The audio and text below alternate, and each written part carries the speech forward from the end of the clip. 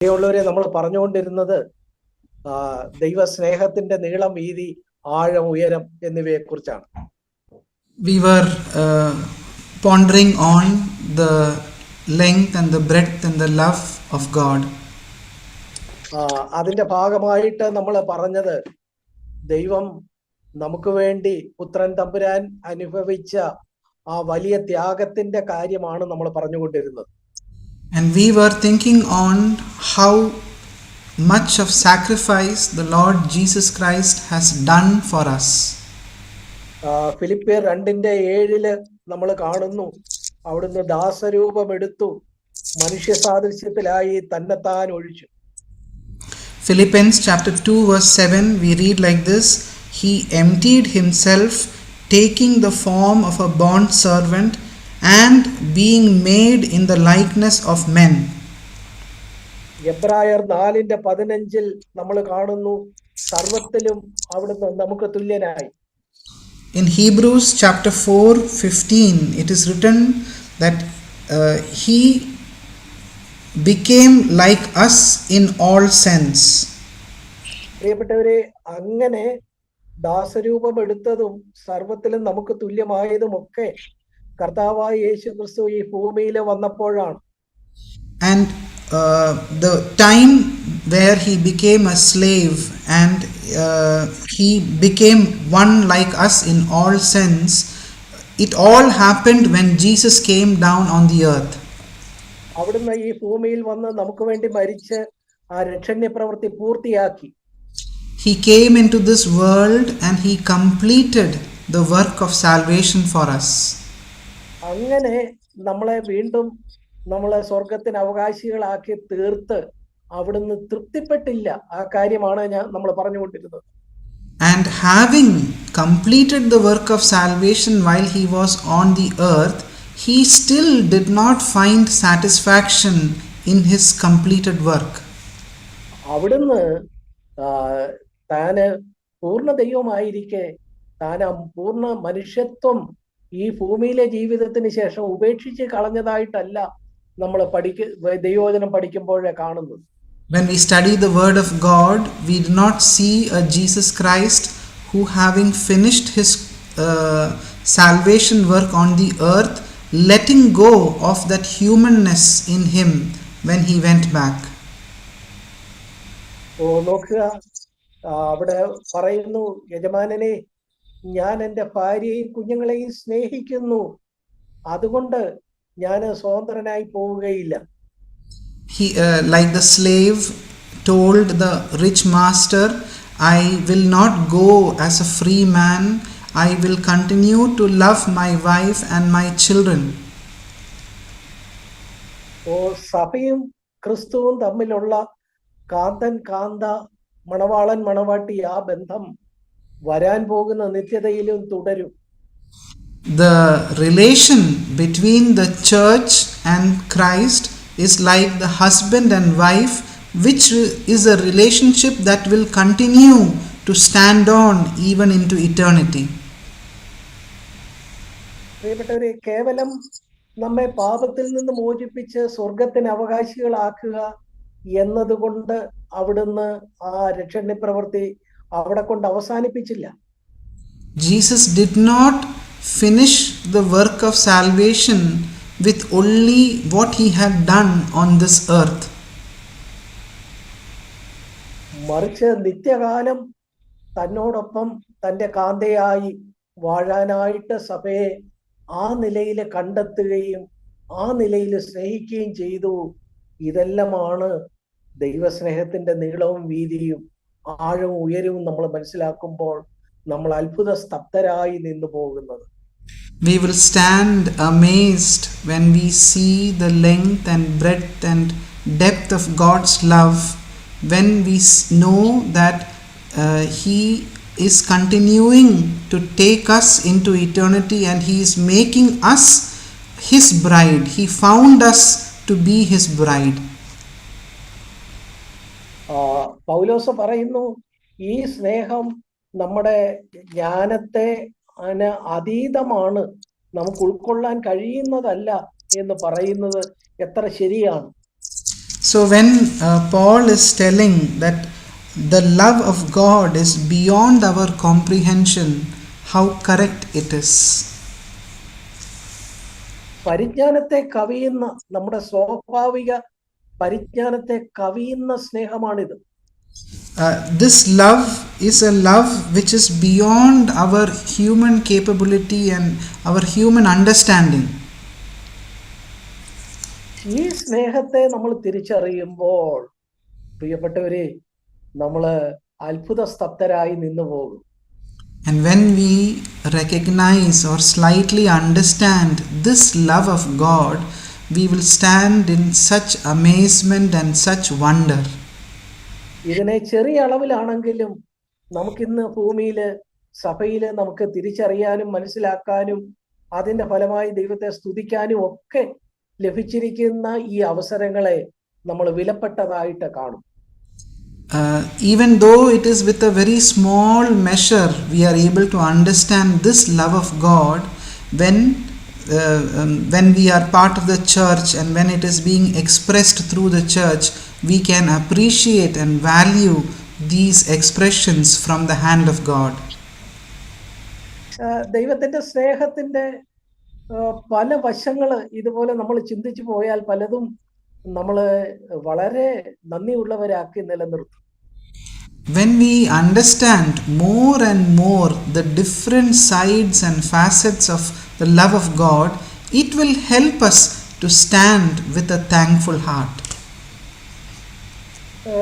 പ്രിയപ്പെട്ടവരെ, എബ്രായ ലേഖനം 8-ാം അധ്യായത്തിലെ കാണുന്ന ഒരു വാക്യം പലപ്പോഴും ഞാൻ അതിനെ അത്ഭുതത്തോടെ കണ്ടിട്ടുണ്ട്. Many a times one verse which we read in Hebrews chapter 8 is always a wonder to me. എബ്രായർ 8-ന്റെ 12-ാമത്തെ വാക്യമാണ് ആ വാക്യം. The verse is in verse 12, for I will be merciful to their iniquities and I will remember their sins no more.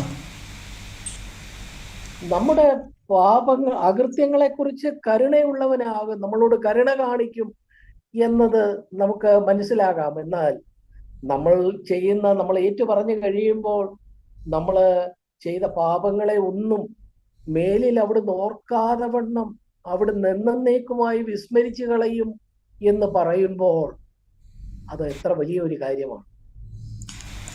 The first verse, the first portion, I will be merciful to their iniquities, is something that we can still grasp. But the second part, I will remember their sins no more, when you will really turn and when you will turn to God,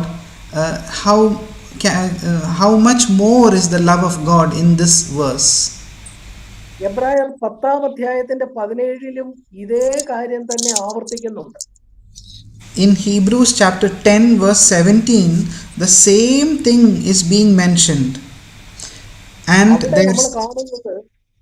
അവിടെ നമ്മൾ വായിക്കുന്നത്, കർത്താവ് നമ്മുടെ പാപങ്ങളെയും അകൃത്യങ്ങളെയും ഞാൻ ഇനി ഓർക്കുകയുമില്ല എന്ന് പറഞ്ഞിരിക്കുന്നതാണ്. Over here we see, and their sins and their lawless deeds I will remember no more. ഇതിന്റെ അർത്ഥം ദൈവത്തിന് അതൊന്നും ഓർക്കാൻ ഒക്കുകയില്ല എന്നല്ല ഇതിന്റെ അർത്ഥം.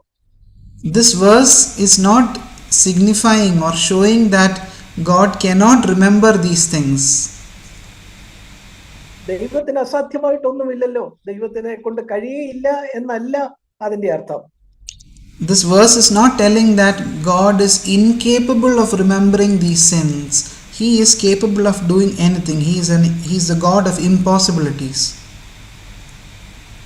പക്ഷേ നമ്മോടുള്ള ബന്ധത്തിൽ അവിടുന്ന് ഒരിക്കലും അത് ഓർക്കാനായിട്ട് താല്പര്യപ്പെടുന്നില്ല.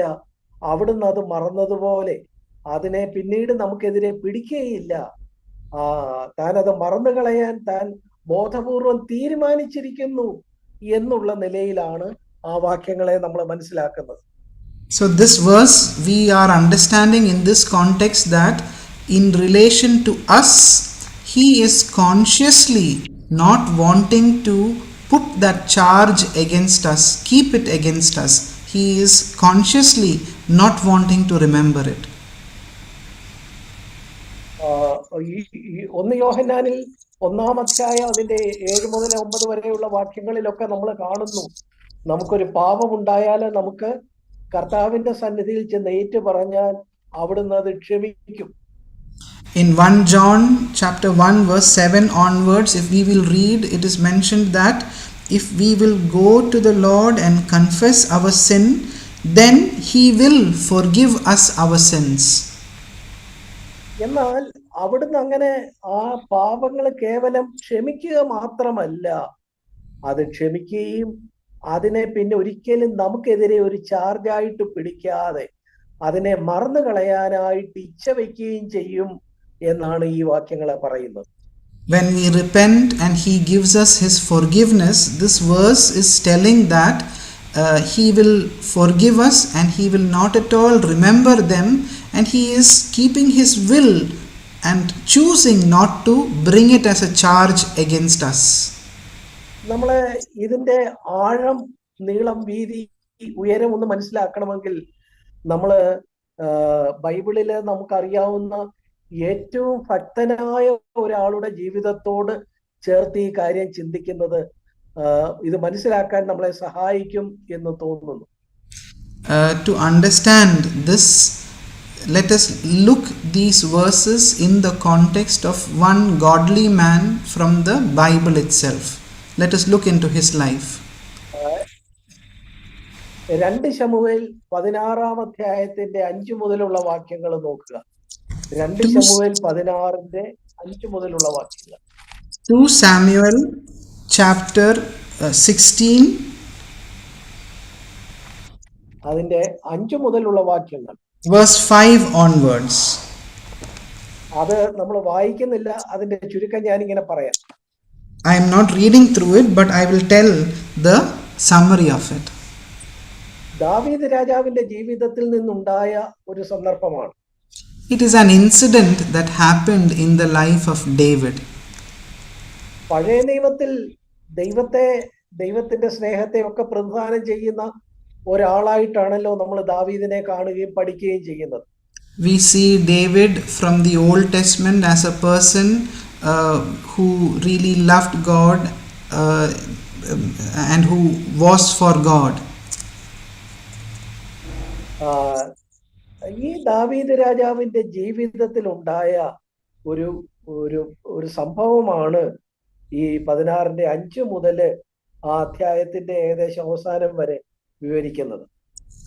One incident that happened in the life of David is being mentioned over here from verses 5 till the end of the chapter.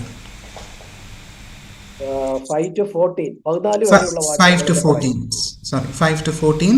It refers to one incident in the life of David. സംഭവം എന്തെന്ന് വെച്ചാൽ ദാവീദ് തന്റെ മകൻ അബ്ശാലോമിനെ ഭയപ്പെട്ട് താനെ മരുഭൂമിയിലേക്ക് പോകാൻ തുടങ്ങും. David, fearing his son Absalom, is now running into the wilderness. Absalom ദാവീദ് രാജാവിനെതിരെ ഒരു കൊട്ടാര വിപ്ലവം നടത്തി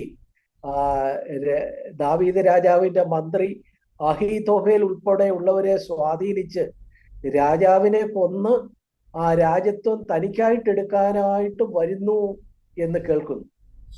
David is hearing that Absalom, shaking his hands with the wise men called Ahithophel, is trying to conquer the kingdom. This is the news that David is hearing in his ears. ആ സമയത്ത് ദാവീദ് രാജാവ് വിചാരിച്ചു, അവനിങ്ങ് രാജധാനിയിൽ എത്തുന്നതിന് മുമ്പ് ഞാൻ എങ്ങനെയെങ്കിലും ഈ രാജധാനി വിട്ട് യെരൂശലേം വിട്ട് അങ്ങ് പണ്ട് താൻ നടന്നിരുന്ന മരുഭൂമിയിലോ വനാന്തരത്തിലോ എവിടെയെങ്കിലും പോയി ജീവിക്കാം, രാജ്യത്വം വിട്ടുപോകാം എന്ന് പറഞ്ഞ് ദാവീദ് ഇറങ്ങി പുറപ്പെടും. David is thinking to himself, before my son comes like this, I will somehow escape into the old wilderness or the old places where I was roaming. ആ സമയത്ത് ദാവീദിനെ വളരെ സ്നേഹിക്കുന്ന ചുരുക്കം ചിലരൂടെ ദാവീദിനോടൊപ്പം പോകാൻ തയ്യാറായി. And some people, very few in numbers, who really loved David, they were also willing to go out into this wilderness along with David. അങ്ങനെ ദാവീദും തന്റെ ചില ഭൃത്യന്മാരും മരുഭൂമിയിലേക്കോ വനാന്തരത്തിലേക്കോ പോകാൻ തുടങ്ങുമ്പോൾ ഇതാ 5-ാമത്തെ വാക്യത്തിൽ ശിമെയി എന്നൊരുത്തൻ ദാവീദിനെ ശപിച്ചും കല്ലുവാരി എറിഞ്ഞും കൊണ്ടുവരുന്നു. When David along with his few people are going out into the wilderness or to the forest, in verse 5 we see a man called Shimei is coming out and cursing continually as David was going out. ഈ Shimei എന്ന് പറയുന്നത് ദാവീദിന് മുമ്പ് രാജാവായിരുന്ന ശൗലിന്റെ കുലത്തിലുള്ള ഒരുവനാണ്. Shimei was a person who was from the family clan of Saul, who was the king before David. ശൗലിൽ നിന്ന് രാജ്യത്വം ദാവീദിലേക്ക് വന്നത് ഉള്ളിന്റെ ഉള്ളിൽ ഇഷ്ടപ്പെടാതിരുന്ന ഒരാളായിരുന്നു Shimei. Shimei was a person who deep within in his heart did not like the kingdom going from Saul's hand into the hand of David. അപ്പോഴാണ് ഇതാ സ്വന്തം മകനെ പേടിച്ച് ജീവനും കയ്യിലെടുത്ത് പിടിച്ച് ദാവീദ് രാജാവ് നാടുവിടാൻ തുടങ്ങുന്നു എന്നറിഞ്ഞപ്പോൾ ശിമെയി വന്ന് ഈ രാജാവിനെ പരസ്യമായിട്ട് പ്രാകുകയും ആണയിടുകയും കല്ലും മണ്ണും വാരിയെടുത്ത് എറിയുകയും ഒക്കെ ചെയ്ത് തന്റെ അസംതൃപ്തി പരസ്യമായിട്ട് പ്രകടിപ്പിക്കുന്ന രംഗം.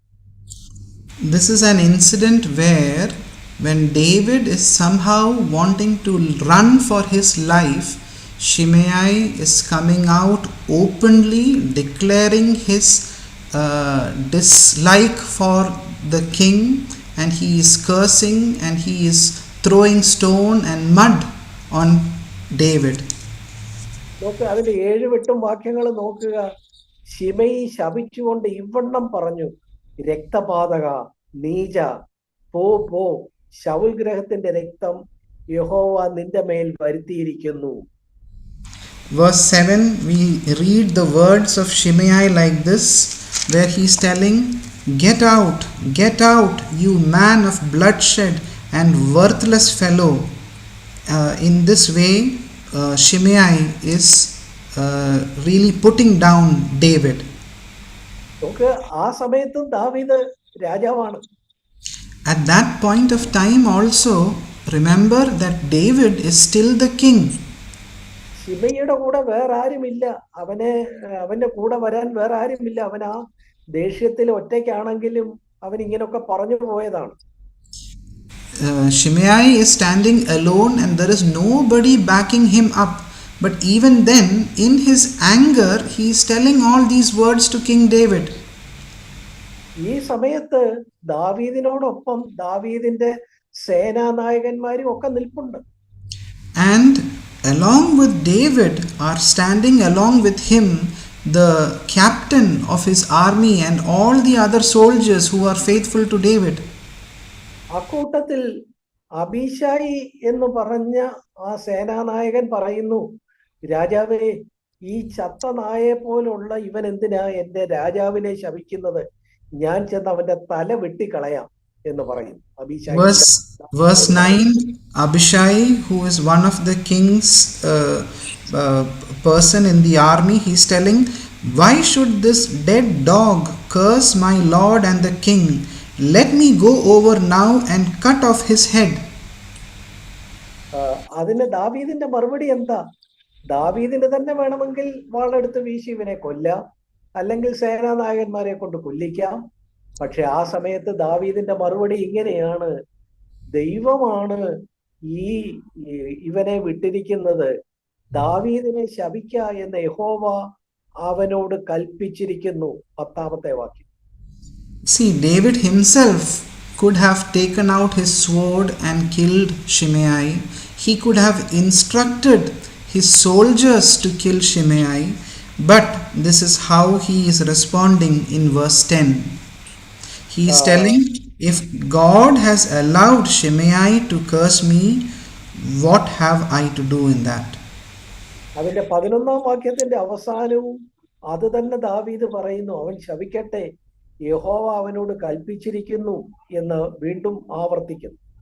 Again in verse 11, David is telling, let him alone, let him curse, the Lord has told him. ദാവീദ് ഇവിടെ വളരെ തനിക്കെതിരെ ഭീഷണികൾ പറഞ്ഞ, തന്നെ ശപിച്ച, തന്നെ ആക്ഷേപിച്ച ആളിനോട് വളരെ മഹാമനസ്കതയോടെ പെരുമാറുന്ന ഒരു രംഗം. This is a situation where David is behaving in response to a man who cursed him and who did wrong things to him with mercy and with forgiveness. എന്നാൽ കാര്യം അവിടെ അവസാനിച്ചില്ല. ദാവീദ് മകനെ പേടിച്ച് നാട് വിട്ടുപോയി. പക്ഷേ അബ്ശാലോം പിന്നീട് കൊല്ലപ്പെട്ടു. ദാവീദ് തിരിച്ച് യെരുശലേമിലേക്ക് വരുന്നു, രാജധാനിയിലേക്ക് രാജാവായിട്ട് വീണ്ടും വരുന്നു. And the incident in the life of David did not end over there. He goes out into the wilderness. His son Absalom is killed, and then David is coming back into the kingdom as a king. അങ്ങനെ ദാവീദ് വീണ്ടും രാജാവായിട്ട് രാജധാനിയിലേക്ക് വരുമ്പോ നേരത്തെ തന്നെ ആക്ഷേപിച്ച, കല്ലും മണ്ണും വാരിയെറിഞ്ഞ് തന്നെ അപമാനിച്ച ആ ശിമെയി വന്ന് മാപ്പ് പറയുന്ന ഒരു ഭാഗം 2 ശമൂവേൽ 19-18 വാക്യങ്ങളിൽ നമുക്ക് കാണാം.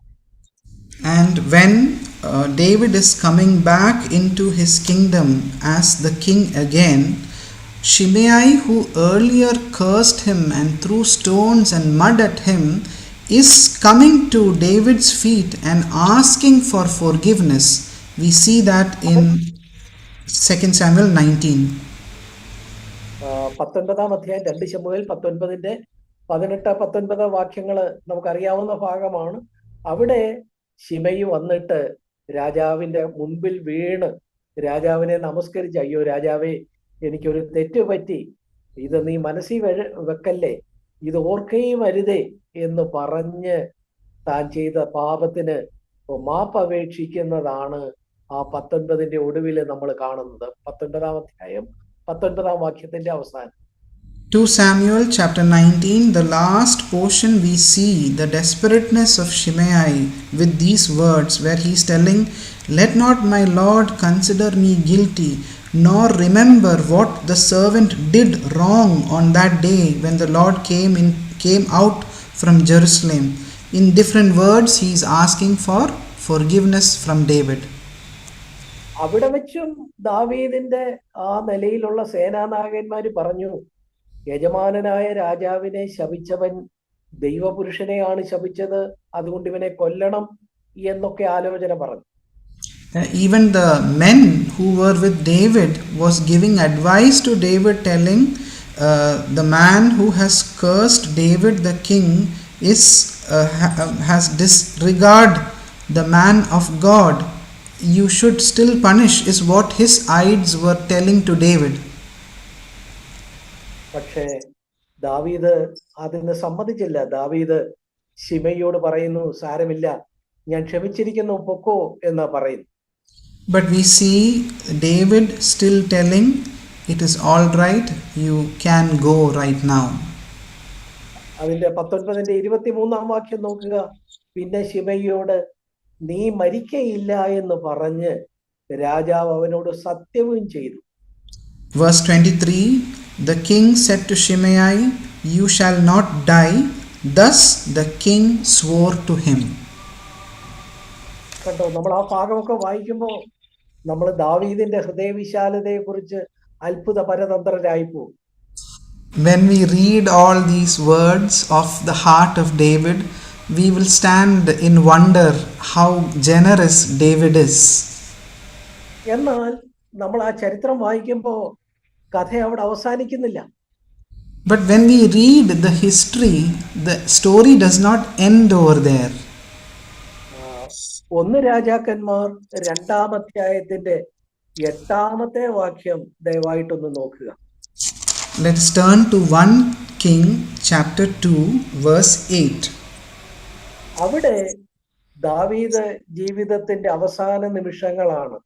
തന്റെ പുത്രൻ ശലോമോനെ തനിക്ക് പകരം രാജാവാക്കുന്നു. എന്നിട്ട് താന് ശലോമോനോട് ചില അന്ത്യവചനങ്ങൾ പറഞ്ഞിട്ട് മരിക്കുന്നു, ജീവനെ വിടുന്നു. ആ രംഗമാണ് നമ്മൾ അവിടെ വായിക്കുന്നത്. David has come to the last stage of his life, and he is making Solomon his son the next king. And that scene of how David is ending his life is what we read in verse 8. അവിടെ ദാവീദ് പല കാര്യങ്ങൾ തന്റെ പുത്രനെ പറഞ്ഞ് ഏർപ്പെടുത്തുമ്പോ ഈ ശിമയുടെ കാര്യവും പ്രത്യേകം ഓർത്ത് പറയുന്നു. When David is entrusting a lot of things to his son Solomon, he is specially bringing up the matter of Shimei and entrusting a responsibility to Solomon with regard to Shimei. അവിടെ എന്താ പറയുന്നത്? നമ്മള് ഇതേവരെ ദാവീദിനെ കുറിച്ച് നമ്മൾ മനസ്സിലാക്കിയതിൽ നിന്ന് വ്യത്യസ്തനായ ദാവീദിന്റെ ഒരു മുഖമാണ് നമ്മൾ ഇവിടെ കാണുന്നത്. The David that we understood till now, we now see a different face of David in this verse. ദാവീദ് ശലോമോനോട് പറയുന്നു, ശിമെയി എന്ന് പറഞ്ഞ ഒരുവനുണ്ടല്ലോ, അവന് എന്നെ പരസ്യമായിട്ട് ശപിക്കുകയും ആക്ഷേപിക്കുകയും ചെയ്തു. He is telling to Solomon, there is a man called Shimei. He openly cursed me and defamed me. എന്നാൽ അബ്ശാലോമിന്റെ കാലശേഷം ഞാൻ വീണ്ടും മടങ്ങി വന്നപ്പോൾ അവൻ എന്നെ എതിരേറ്റ് വന്നതുകൊണ്ട് ഞാൻ അവനെ കൊല്ലുകയില്ല എന്ന് അന്നേരം പറഞ്ഞു. അങ്ങനെ ഒരു സംഭവം ഉണ്ടായിട്ടുണ്ട്. But when I was thrown out of my kingdom by Absalom, and when I was returning back, there is an incident where I had told Shimei that I would not harm him. അതിന്റെ 1 രാജാക്കന്മാർ 2:9 വാക്യം കണ്ടോ? ദാവീദ് പറയുന്നു, എന്നാൽ നീ അവനെ ശിക്ഷിക്കാതെ വിടരുത്, നീ ബുദ്ധിമാനല്ലോ, അവനോട് എന്ത് ചെയ്യണമെന്ന് നീ അറിയും, അവന്റെ നരയെ രക്തത്തോടെ പാതാളത്തിലേക്ക് അയക്കുക. 1 King 2 verse 9, David is telling like this to Solomon, now therefore do not let him go unpunished, for you are a wise man, and you will know what you ought to do to him, and you will bring his grey hair down to Sheol with blood. പ്രിയപ്പെട്ടവരെ, ദാവീദ് ഇത് പറഞ്ഞ 9 വാക്യത്തിൽ അത് ദാവീദിന്റെ അവസാന വാക്കുകളായിരുന്നു. Dear ones, this was the last words that David had uttered. അതിന്റെ തൊട്ടടുത്ത വാക്യം 10 വാക്യത്തിൽ പറയുന്ന കണ്ടോ, പിന്നെ ദാവീദ് തന്റെ പിതാക്കന്മാരെ പോലെ നിദ്ര പ്രാപിച്ചു. Verse 10, do you see? It is written, then David slept with his fathers and was buried. അപ്പോ ദാവീദ് ഏറ്റവും ഒടുവിൽ തന്റെ മകനെ പറഞ്ഞ് ഏൽപ്പിച്ചതെന്താ? So what was the last instruction that Solomon was given by David? ഞാന് ശിമയുടെ അകൃത്യങ്ങളെയും പാപങ്ങളെയും ഒക്കെ ക്ഷമിച്ചു, പക്ഷേ ഞാനത് മറന്നിട്ടില്ല. ഞാന് ഇപ്പൊ പോവുകയാണ്, മകനെ നീ മിടുക്കനാ, നീ അത് ഓർത്ത് അവനോട് പകരം ചെയ്യണം, അവന്റെ നരയെ പാതാളത്തിൽ രക്തത്തോടെ മാത്രമേ അയക്കാവൂ, അവനോട് പകരം വീട്ടണം എന്ന് പറഞ്ഞു. പിന്നെ ദാവീദ് മരിച്ചു. David is telling to Solomon, I have forgiven him, but you should take that revenge. You should send him to the grave. And having said this, David is dying. പ്രിയപ്പെട്ടവരെ, എബ്രായർ 8-10 നമ്മൾ വായിച്ചത് കണ്ടോ? വലിയവനായ ദൈവം നമ്മുടെ പാപങ്ങളെ ക്ഷമിക്കുക മാത്രമല്ല, അതിനെ ഒരിക്കൽ പോലും പിന്നെ നമുക്കെതിരെ പിടിക്കാതെ അതിനെ പൂർണ്ണമായിട്ട് മറക്കാൻ ഇച്ഛിക്കുകയും ചെയ്യുന്നു. ഇനി ഓർക്കയുമില്ല എന്ന് പറഞ്ഞത് ഇതിനോട് താരതമ്യം ചെയ്ത് ചിന്തിക്കുക. Let us now compare the verse that we read in Hebrews 8 and 10, where our God told that He will forgive our iniquities and He will not even remember those iniquities or keep it as a charge against us. That word from God, let's compare it to this incident in the life of David. പ്രിയപ്പെട്ടവരെ, തന്റെ പിതാവ് തന്നോട് അവസാനമായി പറഞ്ഞ് ഏർപ്പെടുത്തിയ ഈ കാര്യം ശലോമോൻ വളരെ ഭംഗിയായിട്ട് ചെയ്യുന്ന കാര്യമൊക്കെയാണ് ഈ 1 രാജാക്കന്മാർ 2-ാം അധ്യായം അതിലെ തുടർന്ന് നമ്മൾ വായിക്കുന്നത്. We see Solomon like a very dutiful son. He is executing the last instruction that his father had given him. That story is what we read in the rest of the chapter of 1 Kings chapter 2. അതിന്റെ അവസാന ഭാഗം 40-ാമത്തെ വാക്യമൊക്കെ നോക്കുക. ഈ ശിമെയിയെ ശലോമോന് വളരെ വിദഗ്ധമായിട്ട് പിന്നീട് തന്റെ പിതാവ് പറഞ്ഞതുപോലെ കൊല്ലുകയും അവന്റെ നരയെ രക്തത്തോടെ പാതാളത്തിലേക്ക് അയക്കുകയും ചെയ്യുന്നു. In verse 40 to 1 Kings 2:40, we see how Solomon very cleverly put Shimei to death, and just like what David had told, to bring his grey hair down to Sheol with blood, Solomon executes it. നമ്മൾ ബൈബിളിൽ കാണുന്ന ഏറ്റവും നല്ല ദൈവ സ്വഭാവം പ്രതിഫലിപ്പിച്ചു എന്നൊക്കെ നമ്മൾ കരുതുന്ന ഒരാളാണ് പഴയ നിയമത്തിലെ ദാവീദ്. In the Bible, David is looked upon as a character who really portrayed all that good God wants in a man. He is looked up as a very good example. എന്നാൽ ആ ദാവീദ് തൻ്റെ മരണക്കിടക്കയിലും തനിക്കെതിരെ ഒരാൾ പറഞ്ഞ ചില കാര്യങ്ങൾ ഓർത്തിരിക്കുകയും അതിന് പകരം വീട്ടണമെന്ന് മകനോട് നിർദ്ദേശിക്കുകയും ചെയ്തു. അകൃത്യങ്ങളെ ഓർമ്മ വെച്ച, അതിനെതിരെ കണക്ക് തീർത്ത ഒരു ദാവീദിനെയാണ് നമ്മൾ കാണുന്നത്. But we see that David was a person who on his deathbed kept an account of all the wrongs that has been done to him, and he is giving in return and giving further instructions to his son. That is what we see in the life of David. അതേസമയം നമ്മുടെ കർത്താവിനെ കുറിച്ച് ചിന്തിക്കുക. But let us compare that attitude of David with the attitude of our Lord Jesus Christ. നാം ഒരു ദിവസത്തിൽ തന്നെ ചിലപ്പോൾ പലവട്ടം നമ്മുടെ ജീവിതത്തിൽ ഉണ്ടായ പാപങ്ങളെ കർത്താവിനോട് ചെന്ന് ക്ഷമ പറഞ്ഞു എന്ന് വരാം.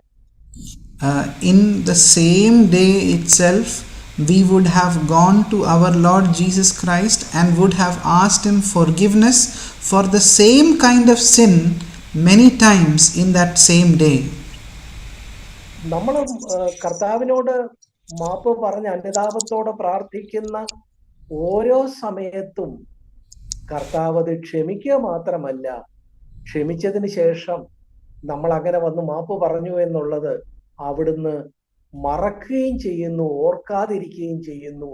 നമുക്കെതിരെ അത് പിന്നീട് ഒരിക്കലും പിടിക്കുന്നുമില്ല എന്നാണ് എബ്രായർ 8-10 നമ്മൾ വായിച്ചത്.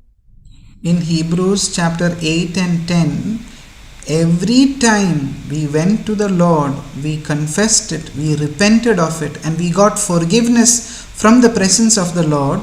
The verses in Hebrews 8 and 10 were telling that the Lord will not only forgive us, but He will not remember it or keep it as a charge against us for a future date. നോക്കുക, കർത്താവിന്റെ സ്നേഹം എത്ര വലുതാണ്. See how great the love of God is. അതിന്റെ നീളം, വീതി, ആഴം, ഉയരം നമുക്ക് എങ്ങനെ ഉൾക്കൊള്ളാനായിട്ട് കഴിയും? How can we even any time get into our life the length and the breadth and the depth and all the dimensions of God's love? പ്രിയപ്പെട്ടവരെ, കർത്താവിന്റെ സ്നേഹത്തോട് ചേർന്ന് ബൈബിളിലെ പുതിയ നിയമത്തിലെ നമ്മൾ കാണുന്ന 2 കൊച്ചു വാക്കുകളെ കുറിച്ചുകൂടെ ഞാൻ പറയാൻ ആഗ്രഹിക്കുന്നു.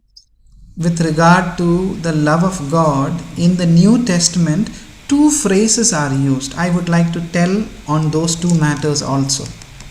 ഒന്ന് കരുണ എന്ന് പറയുന്നതും രണ്ട് കൃപ എന്ന് പറയുന്നതും. One is mercy and the other word is grace. രണ്ടും നമ്മൾ ഒരു ദിവസം തന്നെ മീറ്റിങ്ങിലും ഒക്കെ എത്രയോ പാട്ടുകളിലും ഒക്കെ എത്രയോ വട്ടം പറയുന്നു. പക്ഷെ ഈ കരുണയും കൃപയും തമ്മിലുള്ള വ്യത്യാസം എന്താണ്, അതിന്റെ പിന്നിലുള്ള കർത്താവിന്റെ സ്നേഹം എന്താണ് എന്ന് നമ്മൾ തിരിച്ചറിഞ്ഞിട്ടുണ്ടോ? We are using these two words many times in our songs, in our meetings, but did you understand the love of God behind these two words? പ്രിയപ്പെട്ടവരെ, ഞാൻ വളരെ ഓരോ വാചകത്തിൽ അതിന് രണ്ടിനും ഓരോ ഡെഫിനിഷൻ പറയാം. ദയവ് ചെയ്ത് നിങ്ങൾ അത് മറന്നു പോകല്ലേ. I would like to give a definition for both these phrases. I request you please not to forget this definition. കരുണ എന്ന് പറയുന്നത് നമ്മൾ അർഹിക്കുന്നത് നമുക്ക് തരാതിരിക്കുന്നതാണ്. Mercy means what I deserve is not being given to me. That is the meaning of mercy. കൃപ എന്ന് പറയുന്നത് നമ്മൾ അർഹിക്കാത്തത് അവിടുന്ന് നമുക്ക് തരുന്നതാണ്. And grace means what I deserve. Brother, അതൊന്നുകൂടെ പറയാമോ പ്ലീസ്? കരുണ എന്ന് പറയുന്നത് അർഹിക്കുന്നത് തരാതിരിക്കുന്നതും, കൃപയെന്ന് പറയുന്നത് അർഹിക്കാത്തത് തരുന്നതുമാണ്. Grace means I do not deserve it, but He is giving it to me. അതായത് നമ്മൾ എന്തെല്ലാം പാപങ്ങള് തെറ്റുകള് ചെയ്യുന്നു, നമുക്ക് സത്യത്തിൽ അർഹിക്കുന്നത് എന്താ? ന്യായവിധിയും നരകവും മാത്രമാണ്. പക്ഷേ കർത്താവിന്റെ കരുണ നമ്മൾ അർഹിക്കുന്ന ആ ശിക്ഷ നമുക്ക് തരുന്നില്ല. What all sins and failures we have in our life, and the only thing that we are eligible for, the sins that we committed, is God's punishment. But that punishment God is not giving to us. That is called as mercy. Mercy from God. അർഹിക്കുന്ന ശിക്ഷ നമുക്ക് തരാതിരിക്കുന്നു കരുണ. The punishment which I deserved rightfully, that God is not giving to me. That is called mercy. അതേസമയം നമുക്ക് സ്വർഗമോ കർത്താവിനോടുള്ള സാമീപ്യമോ കർത്താവിന്റെ മക്കളെന്നുള്ള സ്ഥാനമോ ഒന്നും അർഹിക്കാത്തതാണ്. അതെല്ലാം അവിടുന്ന് കൃപയാൽ നമുക്ക് തരുന്നു. Heaven or likeness to Jesus Christ or being with Him, these are all things which we do not deserve at all. But that which we do not deserve, God is giving to us, and that is called grace. പ്രിയപ്പെട്ടവരെ, നമ്മൾ ദൈവത്തിന്റെ സ്നേഹത്തെക്കുറിച്ചാണ് ഇത്രയും നേരവും പറഞ്ഞുകൊണ്ടിരുന്നത്. Dear ones, we were speaking about the love of God all this while. നമ്മൾ പറഞ്ഞത് കർത്താവിന്റെ സ്നേഹത്തിന്റെ നീളം, വീതി, ആഴം, ഉയരം ഇത് സംബന്ധിച്ചുള്ള പല വാക്യങ്ങൾ തുടക്കത്തിൽ പറഞ്ഞു. Towards the beginning, we spoke about many verses which were trying to explain the length and the breadth and the depth and height of the love of God. നമ്മൾ വായിച്ച എഫേസ്യ ലേഖനത്തിൽ നിന്ന് തന്നെയുള്ള ഇത് സംബന്ധിച്ച 4 കാര്യങ്ങളെ സംബന്ധിച്ച വാക്യങ്ങൾ ആദ്യം നമ്മൾ പറഞ്ഞു.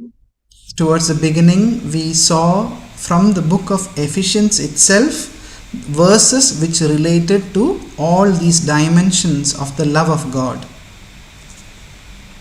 പിന്നീട് യോഹന്നാൻ 3:16 പോലെ നമുക്ക് വളരെ പരിചിതമായ പല വാക്യങ്ങളിൽ നിന്നും ദൈവസ്നേഹത്തിന്റെ നീളവും വീതിയും ആഴവും ഉയരവും അതിനെക്കുറിച്ച് നമുക്ക് ചിന്തിക്കാനിടയായി. Next, we saw many familiar verses which we were comparing and trying to understand the love of God from John 3:16 and all that. പിന്നീട് നമ്മൾ പറഞ്ഞത് അതാ ഓ കർത്താവ് ചെവികളെ തുളച്ച് നമ്മളെ സ്നേഹിച്ചു, നമ്മളെ വീണ്ടെടുത്തു, നമ്മളെ സ്വർഗത്തിന് അവകാശികളാക്കി, അവിടുത്തെ കാന്തയാക്കി, അവിടുത്തെ മണവാട്ടിയാക്കി. ഈ കാര്യങ്ങളുടെ ഒക്കെ പിന്നിൽ കർത്താവ് അനുഭവിച്ച ആ സ്നേഹത്തിന്റെ വ്യഥകളെ കുറിച്ചാണ് നമ്മൾ വിശദമായിട്ട് പറഞ്ഞത്.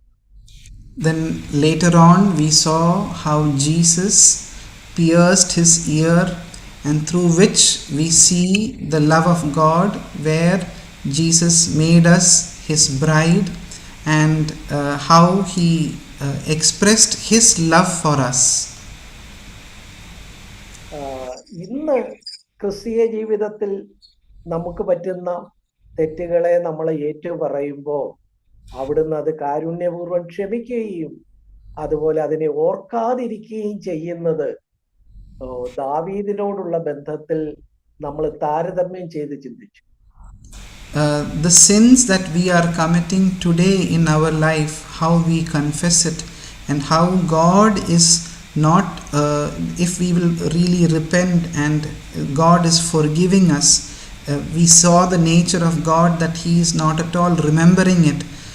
That nature of God, we compared it with the life of David. പിന്നീട് നമ്മൾ പറഞ്ഞത് ആ സ്നേഹത്തിന്റെ ഫലമായിട്ട് ദൈവം നമുക്ക് ഇന്ന് തരുന്ന ഉദവികളായ കരുണ, കൃപ തുടങ്ങിയവയെ കുറിച്ചാണ്. And towards the end we saw the gift that God is giving to us, mercy and grace to us right now in the New Testament. പ്രിയപ്പെട്ടവരെ, 42-ാം സങ്കീർത്തനത്തിന്റെ 7-ാമത്തെ വാക്യം കൂടെ ഇതിനെ തുടർന്ന് നമ്മോടുള്ള ഒരു പ്രബോധനമായിട്ട് നമുക്ക് വായിക്കാം. Let us read one more verse from Psalms 42 as an exhortation to us. അവിടെ നമ്മൾ കാണുന്നത് അതിന്റെ 7-ാമത്തെ വാക്യത്തിന്റെ തുടക്കത്തിൽ നിന്റെ നീർച്ചാട്ടങ്ങളുടെ ഇരച്ചിലാൽ ആഴി ആഴിയെ വിളിക്കുന്നു എന്ന വാക്യമാണ്. The verse 7, it reads like this: deep calls to deep. നോക്കുക, ആഴം ആഴത്തെ വിളിക്കുന്നു എന്നാണ് നമ്മൾ അവിടെ കാണുന്നത്. We read over here that the deep calls to deep. ദൈവത്തിന്റെ, കർത്താവിന്റെ നമ്മോടുള്ള സ്നേഹത്തിന്റെ ആഴം എന്ത് ചെയ്യുന്നു? നമ്മിൽ നിന്നും ഒരു സ്നേഹത്തിന്റെ ആഴം അതിന് പ്രതികരണമായിട്ടുണ്ടാകാനായിട്ട് ഇന്ന് വിളിക്കുന്നു എന്നുള്ളത് നമ്മോടുള്ള ഒരു ഉത്ബോധനമായിട്ട് നമുക്ക് എടുക്കാം. Let us take this verse as an exhortation like this: from the depth of God's love to us, God is calling to the depth of love that must come out of us. Let us take that calling of God to us today. പ്രിയപ്പെട്ടവരെ, ദൈവസ്നേഹത്തിന്റെ വിവിധ മാനങ്ങളെ കുറിച്ചാണ് നമ്മൾ ഇന്ന് ചിന്തിച്ചത്. We were considering the different dimensions of God's love today. ഈ സ്നേഹത്തെക്കുറിച്ചുള്ള വിചിന്തനങ്ങള് നമ്മുടെ ഉള്ളിൽ നിന്ന് ദൈവത്തോട് ഒരു പ്രതികരണമായിട്ട്, നമ്മുടെ ഉള്ളിൽ നിന്ന് ദൈവത്തോടുള്ള സ്നേഹമായിട്ട് ഉയരണം എന്നാണ് ഈ വാക്യം പറയുന്നത്. This verse is exhorting us and telling us that from within us we have to bring out a love for God. The love of God should come out of us. കർത്താവ് ഈ ഭൂമിയിലായിരിക്കുമ്പോൾ നമ്മുടെ ഭാഗത്ത് നിന്ന് വേണ്ട ഏറ്റവും പ്രധാനപ്പെട്ട കാര്യമായിട്ട് പറഞ്ഞിട്ടുള്ളത് നമുക്കറിയാമല്ലോ. One important thing that we should be having in our life while here on earth, the Lord Jesus mentioned like this. മർക്കോസിന്റെ സുവിശേഷം 12-ാം അധ്യായം 28 മുതലുള്ള വാക്യങ്ങൾ നോക്കുക. Mark 12 verses 28 onwards. അവിടെ ഒരു ശാസ്ത്രിമാരിൽ ഒരാൾ വന്നിട്ട് കർത്താവേ, ഏതാണ് ഏറ്റവും പ്രധാന കൽപ്പന എന്ന് ചോദിച്ചു. one scribe came to the Lord Jesus Christ and asked him, what commandment is the foremost of all? കർത്താവ് അതിന് മറുപടിയായിട്ട്, നിന്റെ ദൈവമായ കർത്താവിനെ നീ പൂർണ്ണ ഹൃദയത്തോടും പൂർണ്ണ ആത്മാവോടും പൂർണ്ണ മനസ്സോടും പൂർണ്ണ ശക്തിയോടും കൂടെ സ്നേഹിക്കണം എന്ന് പറഞ്ഞു. Jesus answered, the foremost is that you shall love the Lord your God with all your heart and with all your soul and with all your mind and with all your strength. അതിന്റെ അടുത്ത വാക്യത്തില് അതിനോട് ചേർന്ന് കൂട്ടുകാരനെയും സഹോദരനെയും നിന്നെ പോലെ സ്നേഹിക്കണം എന്ന് കർത്താവ് പറയുന്നു. And along with that verse, Jesus is also telling, you shall love your neighbor as yourself. പ്രിയപ്പെട്ടവരെ, അപ്പോ ഈ സ്നേഹം ദൈവത്തോടുള്ള ആ പൂർണ്ണ ഹൃദയത്തോടെ, പൂർണ്ണ ആത്മാവോടെ, പൂർണ്ണ മനസ്സോടെ, പൂർണ്ണ ശക്തിയോടെയുള്ള സ്നേഹം നമ്മിൽ നിന്ന് അത് ഉത്ഭവിക്കണമെന്നും അവിടെയാണ് എല്ലാറ്റിൻ്റെയും തുടക്കമെന്നുമാണ് ഇവിടെ വിവരിക്കുന്നത്. It is describing in these two verses that the full love that we should have with our soul, with our mind, with our strength, it must all begin from us. That is what this verse is indicating. പക്ഷേ ഈ സ്നേഹം നമ്മിൽ നിന്ന് ഉത്ഭവിക്കണമെങ്കിൽ അതിനു മുമ്പ് ദൈവം നമ്മെ ഏതു വിധത്തിൽ സ്നേഹിച്ചു എന്ന് നമ്മൾ കാണണം. For the love to spring out of our life, prior to that, what should really happen is we must be able to understand how much God loved us.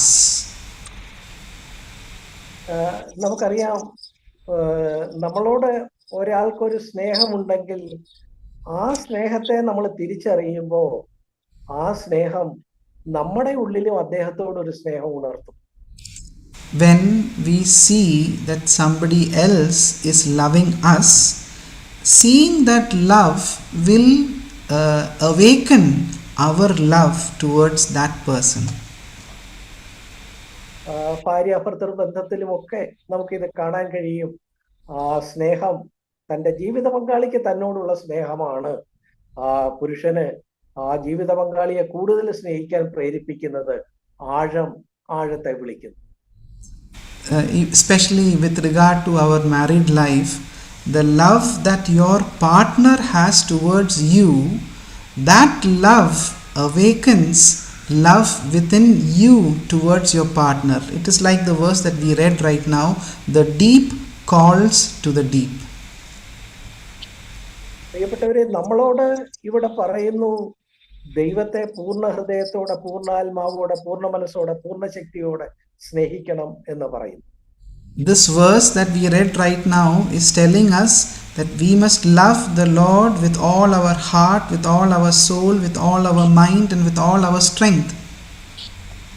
പക്ഷേ അത് ആരംഭിക്കുന്നത് അവിടെയല്ല, മറിച്ച് ലോക സ്ഥാപനത്തിന് മുമ്പേ നമ്മളെ സ്നേഹിച്ച ആ ദൈവസ്നേഹത്തിന്റെ നീളവും വീതിയും ആഴവും ഉയരവും അതിന്റെ ഒരു പരിജ്ഞാനം നമ്മുടെ ഉള്ളിൽ വരുമ്പോഴാണ് നമുക്കതിനോടുള്ള ഒരു പ്രതികരണം എന്നുള്ള നിലയിൽ നമുക്കും ഇങ്ങനെ സ്നേഹിക്കാൻ കഴിയുന്നു. That love for God, it does not begin within us, but when we understand that love towards us which began even before the foundations of the world was laid, as a response to that love awareness will our love to God come out. നമ്മളൊക്കെ ക്രിസ്തീയ ജീവിതത്തിൽ ആരംഭിച്ചതും സഭയിൽ വന്നതും ദൈവത്തെ സ്നേഹിച്ചുകൊണ്ടാണ്, സംശയമില്ല. Without any doubt, it is because we loved God, we came to the Christian life, we came to the church. എങ്കിലും വെളിപ്പാട് പുസ്തകത്തിലെ സഭകളോട് ദൂത് പറയുമ്പോൾ ആദ്യത്തെ സഭയ്ക്ക്, എഫേസോസ് സഭയോട് പറഞ്ഞ ആ നിലയിലുള്ള ഒരു റിമാർക്ക് നമ്മൾ ഓർത്തിരിക്കണം. എങ്കിലും നിന്റെ ആദ്യ സ്നേഹം വിട്ടുകളഞ്ഞു എന്നൊരു കുറ്റം നിന്നെ കുറിച്ച് പറയാനുണ്ട്. വെളിപ്പാട് 2:4. Even then, one exhortation that we see in Revelations chapter 2 verse 4, The Lord is telling that I have this charge against you, that you left your first love. We must remember that possibility. അപ്പോ കർത്താവിന് നമ്മോടുള്ള സ്നേഹം, നമ്മുടെ ഉള്ളിൽ ഒരു സ്നേഹം ഉണർത്തി, നമ്മൾ രക്ഷിക്കപ്പെട്ടു, സഭയിലേക്ക് വന്നു, ശരിയാണ്. It is true that we loved the Lord, and as an expression of our love to God, we came to salvation, we came to the church. All these are true. പക്ഷേ ആ സ്നേഹത്തെ നമ്മൾ ധ്യാനിക്കുകയും അതിന് കൂടുതൽ ആ നിലയിൽ ഹൃദയത്തിൽ ഏറ്റെടുക്കുകയും ഒക്കെ ചെയ്തില്ലെങ്കിൽ നമുക്കൊരു അപകടം സംഭവിക്കാം. നമ്മുടെ ആദ്യ സ്നേഹം, ബെസ്റ്റ് ലവ്, ചിലപ്പോൾ കുറഞ്ഞു പോകാനുള്ള ഒരു സാധ്യതയുണ്ട്. If we, having come to the way of the Lord, do not continue to meditate and grow in that love, this danger can come to us, that our first love can go down. അതുകൊണ്ട് ദൈവസ്നേഹത്തെ ഇന്ന് ധ്യാനിക്കുന്ന ഈ ദിവസം നമുക്ക് നമ്മളോട് തന്നെ ചോദിക്കാം, എൻ്റെ കർത്താവിനോടുള്ള സ്നേഹം അത് വർദ്ധിച്ചു വരികയാണോ, അതോ നേരത്തെ ഉള്ളതിൽ നിന്ന് കുറഞ്ഞു വരികയാണോ?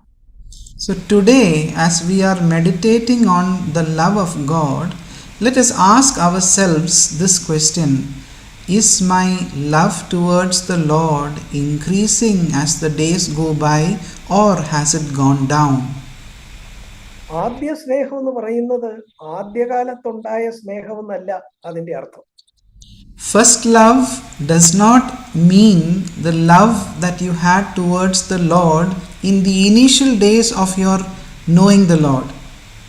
വെളിപ്പാട് 2:4 നിന്റെ ആദ്യ സ്നേഹം എന്ന് പറഞ്ഞിടത്തെ ആദ്യ എന്ന് പറയുന്ന അതേ പ്രയോഗം ലൂക്കോസ് 15:22 ഈ മുടിയൻ പുത്രൻ വരുമ്പോ അപ്പൻ പറയുന്നത് നമുക്ക് കാണാൻ കഴിയും. The word first that is used in Revelations chapter 2 verse 4, the word first is the same word that is used in the Luke's gospel in the context of the prodigal son. അവിടെ ലൂക്കോസ് 15:22 മേൽത്തരമായ അങ്കി, best Rob എന്ന് പറയുന്നിടത്തെ best എന്നതിന് ഉപയോഗിച്ചിരിക്കുന്ന മൂലഭാഷയിലെ ഗ്രീക്കിലെ അതേ വാക്കാണ് ആദ്യ സ്നേഹം എന്നുള്ളതിലെ ആദ്യയിൽ ഉപയോഗിച്ചേക്കുന്നത് എന്നാണ് വേദപണ്ഡിതന്മാരെ പറയുന്നത്. In Luke's Gospel chapter 15 verse 22, there is a reference, the father quickly put out the best robe on him. So the Bible scholars are telling that the same word that is used over here as the best robe is the same phrase that is used in Revelation chapter 4, the first love, the word first. അപ്പൊ പ്രിയപ്പെട്ടവരെ, നമ്മുടെ ജീവിതത്തില് കർത്താവിനോട് നമ്മൾ കൈവരിച്ചിട്ടുള്ള best ലവിൽ നിന്ന് ഒരു കുറവ് വന്നാൽ അതിനെ ഒരു കുറ്റം എന്നാണ് വെളിപ്പാട് 2:4 നമ്മൾ വായിക്കുന്നത്, എന്നൊരു കുറ്റം പറവാനും. So if you have attained a state where you gave the best love, affection towards the Lord, and from Revelation it is pointing out that if that best love has come down in its degree, then it is pointed out as a sin in your life. There is a fault in your life.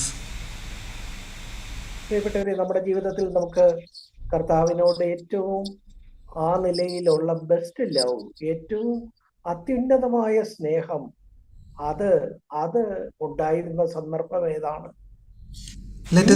നമ്മുടെ ആ സന്ദർഭമാണോ ഉള്ളത്? ഇതൊന്ന് ചോദന ചെയ്യുന്നത് നന്നായിരിക്കും. Let us turn back and look what was the incident in your life where you offered the best love of your heart to the Lord, and let us compare that with today. Are you still offering that best love?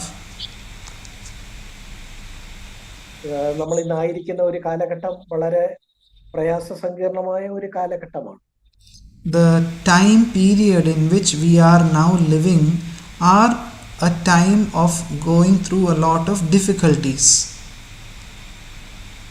ലോക സംഭവങ്ങള് കർത്താവിന്റെ വരവാസന്നമായിരിക്കുന്നു എന്ന് വിളിച്ചറിയിക്കുന്നു പണ്ടത്തേതിനേക്കാളേറെ. Much more than the older periods of time, the events in the world are declaring more and more loudly that the coming of the Lord is much more closer. ഈ കാലഘട്ടത്തിൽ നമ്മൾക്ക് ഏതെങ്കിലും ഒരൊറ്റ കാര്യത്തിൽ ഊന്നണമെങ്കിൽ ആത്മീയ രംഗത്ത് ഊന്നാവുന്നത് കർത്താവിനോട് ഒരു ബെസ്റ്റ് ലവ് ഇപ്പോഴുണ്ടാക്കണം, അത് മാത്രമേ എന്നെ ഹെൽപ്പ് ചെയ്യുള്ളൂ എന്ന ആ ബോധ്യമാണ്. If there is anything that you want to build on in this end times, it is this one thing, that I must be able to give my best love to the Lord. പ്രിയമുള്ളവരെ, നമ്മൾ കർത്താവിനെ അഭിമുഖീകരിക്കുമ്പോൾ കഴിഞ്ഞ കാലത്ത് നമ്മൾ അവനെ സ്നേഹിച്ച് പല കാര്യങ്ങൾ ചെയ്തിട്ടുണ്ട് എന്നതിൻ്റെ പാരമ്പര്യമോ ഒന്നും പറഞ്ഞ് നമുക്ക് നിൽക്കാനായിട്ട് ഒക്കുകയില്ല. When we meet the Lord face to face, dear ones, we cannot proclaim or take glory in the fact that, Lord, in the past I have done so many things out of my best love to you. That will not stand. It will not help you. കഴിഞ്ഞൊരു ദിവസം ഞാൻ പുതിയ നിയമത്തില് ഞങ്ങളുടെ സഭയിൽ സംസാരിക്കുമ്പോൾ പുതിയ നിയമത്തില് Demas എന്ന് പറഞ്ഞ ഒരാളെ കുറിച്ചുള്ള 3 വാക്യങ്ങൾ എടുത്ത് ചിന്തിപ്പാനായിട്ടിടയായി. The other day when we were thinking in our local church, we were thinking about the life of Demas. ദേമാസിനെ കുറിച്ച് പുതിയ നിയമത്തില് പൗലോസ് 3 വാക്യങ്ങളെ 3 ഇടത്തായിട്ട് പറയുന്നു. Paul has mentioned 3 verses about Demas at 3 different points of time. അതില് ആദ്യം, അതായത് AD 64 പൗലോസ് എഴുതുന്ന Philemon എന്ന് പറയുന്ന ലേഖനത്തിൽ അതിന്റെ 24-ാമത്തെ വാക്യത്തിലാണ് ആദ്യം ദേമാസിനെ കുറിച്ച് പരാമർശിക്കുന്നത്. The first time that Paul is referring to Demas is in the book of Philemon. അവിടെ 24-ാമത്തെ വാക്യത്തിൽ ആദ്യം പറയുന്നു, എന്റെ കൂട്ടുവേലക്കാരനായ മർക്കോസും അരിസ്തർക്കോസും ദേമാസും ലൂക്കോസും നിനക്ക് വന്ദനം ചൊല്ലുന്നു. In AD 64, അല്ല വേറെ somewhere? AD 64, Paul is referring to Demas like this in chapter 1, verse 24 of Philemon. As do Mark, Aristarchus, Demas, Luke, my fellow workers. ഇവിടെ കണ്ടോ, നമ്മള് ഒരു വന്ദനം പറയുന്ന ചിലരുടെ പേര് പറയുന്നു, അത്രേ ഉള്ളൂ. ആ കൂട്ടത്തിലാണ് ദേമാസിനെ പറയുന്നത്. Demas is only included as one person to whom the greetings are being mentioned. പക്ഷേ ആ വാക്യം നമ്മളൊന്ന് ശ്രദ്ധിച്ചു നോക്കിയാൽ ലൂക്കോസ് അപ്പോസ്തല പ്രവൃത്തിയൊക്കെ എഴുതിയ, അല്ലെങ്കിൽ ലൂക്കോസിന്റെ സുവിശേഷമൊക്കെ എഴുതിയ ലൂക്കോസിനേക്കാൾ മുമ്പേയാണ് പൗലോസ് ദേമാസിനെ പരാമർശിക്കുന്നത് എന്ന് കാണാൻ കഴിയും. ദേമാസും ലൂക്കോസും നിനക്ക് വന്ദനം ചൊല്ലുന്നു. Luke, who have written the gospel, Paul, if you will see very carefully in this verse, he is naming Demas first and then he is referring to Luke. എന്നാൽ ഈ ഫിലേമോൻ കഴിഞ്ഞിട്ട് പിന്നീട് എഴുതിയ കൊലോസ്യ ലേഖനം 4:14 അവിടെയാണ് ദേമാസിനെ കുറിച്ചുള്ള രണ്ടാമത്തെ റെഫറൻസ് വരുന്നത്. The second reference of Demas is mentioned in the book of Colossians 4:14. അവിടെ കാണുന്നു, വൈദ്യനായ പ്രിയ ലൂക്കോസും ദേമാസും നിങ്ങളെ വന്ദനം ചെയ്യും. There we read like this, 4:14, Luke, the beloved physician, sends you his greetings, and also Demas. കണ്ടോ, ഇവിടെ വന്നപ്പോ നേരത്തെ ഫിലേമോൻ 24 പറഞ്ഞിരുന്ന ദേമാസിന് ശേഷം പറഞ്ഞിരുന്ന ലൂക്കോസിനെ ഒന്നാമത് കൊണ്ടുവരുന്നു എന്ന് മാത്രമല്ല, ലൂക്കോസിനെ പ്രിയൻ എന്ന് വിശേഷിപ്പിക്കുന്നു. ദേമാസിനെ ഒടുവിൽ പറയുന്നു.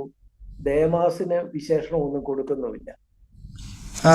In the book of Philemon, Demas, who was named first before Luke, when it came to Colossians, we see that Luke is again getting one more suffix like beloved physician, and Demas is referred towards the end of the verse, and no other special reference is made to Demas. അപ്പൊ ഈ ഫിലേമോന്റെ കാലത്തിന് ശേഷം കൊലോസ്യർ എഴുതുന്നതിനിടയില് Demas ഈ പൗലോസിന്റെ ഹൃദയത്തിൽ നിന്ന് ലൂക്കോസിനും പുറകിലോട്ട് പോകുന്നതായിട്ടാണ് നമുക്ക് കാണുന്നത്. So what we see is the time period when Philemon was written and Colossians was written. In the heart of Paul, Demas is going farther away and Luke is getting a more favorable position in the heart of Paul. ഇനിയും ഒരൊറ്റ വാക്യം കൂടെ ദേമാസിനെ കുറിച്ച് പറയുന്നുള്ളൂ. അത് 2 തീമോഥെയോസ് 4:10. In 2 Timothy 4:10, one last verse, Paul is referring to Demas. ഒടുവിലായിട്ട് പൗലോസിന്റെ ആ ഒടുവിലത്തെ ലേഖനത്തിൽ അവിടെ പറയുന്നത്, ദേമാസ് ഈ ലോകത്തെ സ്നേഹിച്ചിട്ട് എന്നെ വിട്ടുപോയി എന്നാണ്. The last reference about Demas by Paul is, Demas, having loved the present world, has deserted me and gone. അപ്പൊ ദേമാസിന്റെ ജീവചരിത്രം 3 ഒറ്റപ്പെട്ട വാക്യങ്ങളിൽ നമുക്ക് വായിച്ചെടുക്കാം. So we can read the biography of Demas from these 3 separate verses. ഫിലേമോനിൽ വെച്ച് Demas പൗലോസിനോട് വളരെ അടുത്തായിരുന്നു. ലൂക്കോസിനേക്കാളും പ്രധാന സ്ഥാനം ദേമാസിനുണ്ടായിരുന്നു. In Philemon, Demas had more affection, Paul had more affection towards Demas than Luke. എന്നാൽ അടുത്ത ലേഖനം വന്നപ്പോ ലൂക്കോസിന്റെക്കാളും പുറകിലെ സ്ഥാനത്തേക്ക് ദേമാസ് മെല്ലെ മാറുന്നത് കാണാം. But when it came to Colossians, the next letter, we can see slowly Demas is going in the backstage and Luke is coming more closer to the heart of Paul. ഏറ്റവും ഒടുവിലത്തെ ലേഖനം 2 തീമോഥെയോസിൽ വരുമ്പോൾ നിർഭാഗ്യകരമായ ആ വാക്കുകൾ നമ്മൾ കാണുന്നു. ദേമാസ് ഈ ലോകത്തെ സ്നേഹിച്ചിട്ട് എന്നെ വിട്ടുപോയി. And in the last letter by Paul is telling, which is very unfortunate for the life of Demas, that Demas loved the world and he deserted me. പ്രിയപ്പെട്ടവരെ, ദേമാസിന്റെ ജീവിതം നമുക്ക് തരുന്ന മുന്നറിയിപ്പ് എന്താണ്? What is the warning that the life of Demas is giving to us? നമ്മൾ ഒരു കാലത്ത് ദൈവത്തെ നന്നായിട്ട് സ്നേഹിച്ചിരുന്നിരിക്കാം. Maybe in the past we would have loved the Lord fervently. പക്ഷെ ആ സ്നേഹം മെല്ലെ മെല്ലെ കുറഞ്ഞു വരുന്നു. But that love of fervency that we had to the Lord is slowly going down in its degree. ഒടുവിൽ ദുരന്തമയമായ ഒരു വാക്യം കാണുന്നു. ലോകത്തെ സ്നേഹിച്ചവൻ വിശ്വാസം വിട്ടുപോയി. And towards the end we see the danger that he loved the world and he even left the way of faith. ഇത് സംഭവിക്കാതിരിക്കാൻ ആഴത്തെ വിളിക്കട്ടെ. So that this danger will not happen in our lives, let the deep call the deep. ദൈവസ്നേഹത്തിന്റെ ആഴം, അതിന്റെ നീളം, അതിന്റെ വീതി, ഉയരം, അത് നമ്മുടെ ഉള്ളിലും ആഴമുള്ള ഒരു സ്നേഹത്തെ ഉണർത്തട്ടെ. The length and the breadth and the depth and the height of God's love, let it awaken the love of God in your heart. ഇന്ന് നമുക്ക് കർത്താവിനോടുള്ള ബെസ്റ്റ് ലവിൽ ജീവിക്കാം. let us live today in the best love to our Lord Jesus Christ. നമുക്കൊരു നിമിഷം കണ്ണുകൾ അടയ്ക്കുകയും പ്രാർത്ഥിക്കുകയും ചെയ്യാം. Let us close our eyes and pray. ഞങ്ങളുടെ സ്വർഗീയ പിതാവേ, Our loving Heavenly Father, അവിടുന്ന് ഞങ്ങളെ സ്നേഹിച്ച സ്നേഹത്തിന്റെ നീളം, വീതി, ആഴം, ഉയരം ഞങ്ങളുടെ ഹൃദയത്തിന് ഉൾക്കൊള്ളാൻ കഴിയുന്നതിനേക്കാൾ വളരെ വളരെ വളരെ കൂടുതലാണ് എന്ന് ഞങ്ങൾ ഇന്ന് കണ്ടു. we saw today beyond comprehension is your love that is towards us. കർത്താവേ, അവിടുന്ന് സ്വർഗോന്നതങ്ങൾ വെടിഞ്ഞ് ഈ താണഭൂമിയിലേക്ക് ഞങ്ങളെ സ്നേഹിച്ചു വരികയും ഞങ്ങളെ രക്ഷിക്കുകയും ഞങ്ങളെ സ്വർഗത്തിൽ അവിടുന്ന് കാന്തയായിട്ട് സ്വീകരിക്കുകയും ഒക്കെ ചെയ്തതിന്റെ പിന്നിലുള്ള സ്നേഹത്തിന്റെ ആഴത്തെ ഞങ്ങൾ ചിന്തിച്ചു. We meditated on the love that you showed to us, that you gave up eternity, you came into this world, you saved us, you made us as your bride. We saw all the depth of the love that you had towards us. കർത്താവേ, ഇന്നും ഞങ്ങളുടെ ദൈനംദിന ജീവിതത്തിൽ ഉണ്ടാകുന്ന പാപങ്ങളെ ഞങ്ങൾ അനുതാപത്തോടെ ഏറ്റുപറയുമ്പോൾ അത് ക്ഷമിക്കുകയും അതിനെ മറക്കുകയും ചെയ്യുന്ന അവിടുത്തെ സ്നേഹത്തിന്റെ ആഴത്തെ ഞങ്ങൾ ധ്യാനിച്ചു.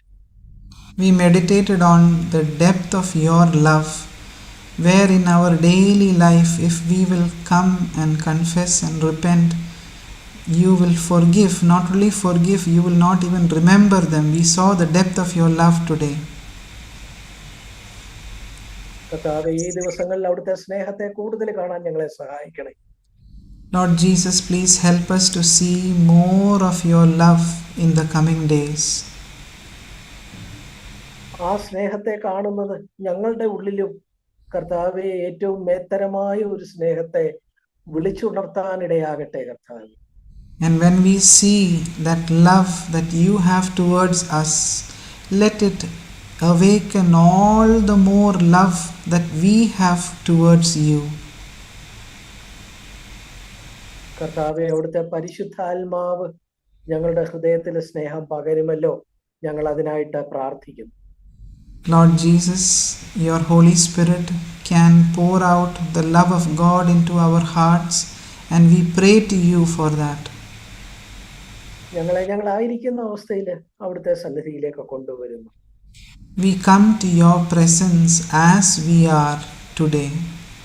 ഏറ്റവും ഉത്തമമായ ഒരു സ്നേഹത്തോടെ ഈ കാലഘട്ടത്തിൽ മുന്നോട്ട് പോകുവാൻ ഞങ്ങളുടെ സഹോദരന്മാരെയും സഹോദരിമാരെയും ചെറുപ്പക്കാരെയും കുഞ്ഞുങ്ങളെയും എല്ലാവരെയും അവിടുന്ന് അനുഗ്രഹിക്കണേ. Please bless all our brothers and sisters and youth and children in these days to love you more in the best way. പ്രാർത്ഥന കേട്ടതിനായിട്ട് സ്തോത്രം, യേശുവിന്റെ നാമത്തിൽ തന്നെ. Thank you for hearing our prayers in the name of Jesus.